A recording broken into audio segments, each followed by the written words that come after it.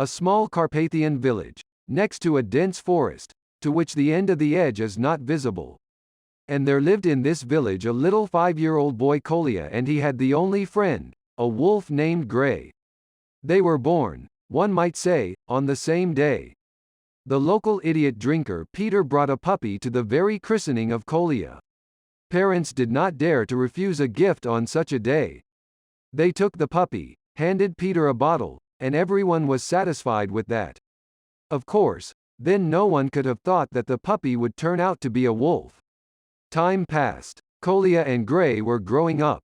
Bosom friends, that's what the villagers called them. Where Kolya is, there's Gray. Where Gray is, there's a boy to look for. And one day in the fall, trouble happened. Kolya's mother's birthday was attended by relatives from the city. The wolf, of course, was put on a chain, and the boy was very upset because he had completely different plans for that day. The parents, busy with the guests, noticed the boy's disappearance only in the afternoon. The whole village was searched. No one saw Kolya. And only one old mushroom picker seems to have seen him in the morning under the forest, but I'm not sure for sure, since his vision is no longer the same. The parents searched on the outskirts of the forest, but did not find him. Meanwhile, it got dark. Villagers began to gather in the boy's house. Someone joked to unhook the wolf. Let him look, although it's useless, not a dog after all.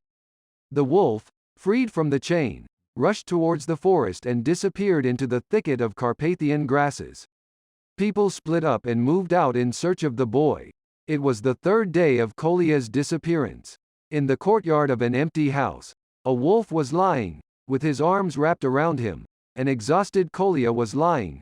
Dirty scraps of clothes barely covered the boy's small, fragile, scratched body. They were seen by the same old mushroom picker who was passing by.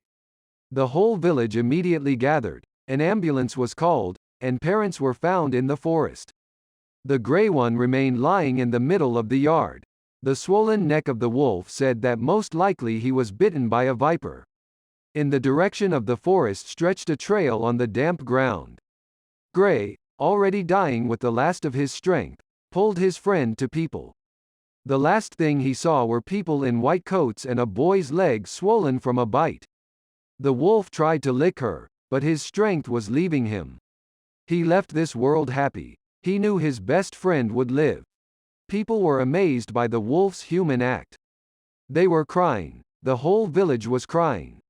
Gray was buried on the edge of the village near a large pine tree. The villagers erected a beautiful monument at the burial place of the wolf.